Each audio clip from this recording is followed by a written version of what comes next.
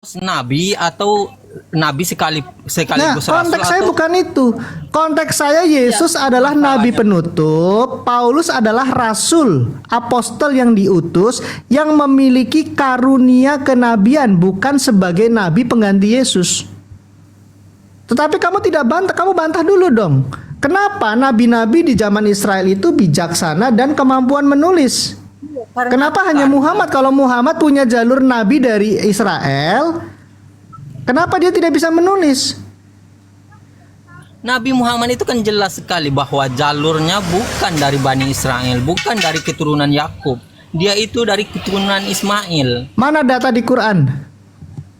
Ada datanya, bahkan riwayat apanya ada. Mana? Ini begini bang, yang jelas. Mana datanya? Ini di dalam Alkitab ada datanya. Ulangan 18. Kita akan jadi apa? Kami mengakui juga dengan kerasulan dan kenabian Yesus, bukan sebagai Tuhan. Jadi nabi yang palsu itu atau rasul yang palsu itu adalah premis saya Yesus sebagai nabi, imam, raja penutup. Nabi penutup itu Al-Masih yang sejati. Hamasiah mengemban 3 jabatan, Tuan Nabi, Tuan Imam, Tuan Raja, dan bersifat kekal. Yohanes 12 ayat 34, Mazmur 110 ayat 1-4. Makanya Yesus tidak mati, dan mengalahkan kematian. Kenapa Muhammad mati? Padahal Muhammad nabi penutup.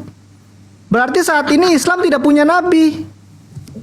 Bang, itu maka dalam kerancuan, dalam akal, di dalam Islam itu akal pikiran dibutuhkan. Seluruh nabi-nabi mulai datanya dari siapa punya bukan akalmu, datamu dulu, datamu. Nabi Abraham, nabi seluruh nabi yang diakui oleh Yahudi semuanya mati. Kenapa Yesus yang abang sangka nabi itu kenapa tidak mati? Baik, ini kita sedang berbicara tentang nabi palsu. Ini adalah buku yang ditulis oleh Maurice Bucaille. Ini ada di sini. Siapa itu?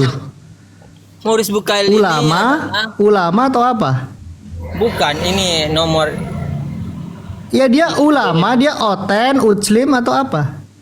Ini dia ini mu'alaf, dia menemukan kebenaran. Oh ya, yang nggak bisa, masa mu'alaf menilai kekristenan. Dia mengambil dari penelitian ini, Emon Jacob ini. Abang tahu Emon Jacob ini adalah setelah melakukan penelitian, Emon Jacob ini menyimpulkan bang, ini dalam bahasa Inggrisnya. Ya tadi saya sudah jelas itu yang merubah syariat kan?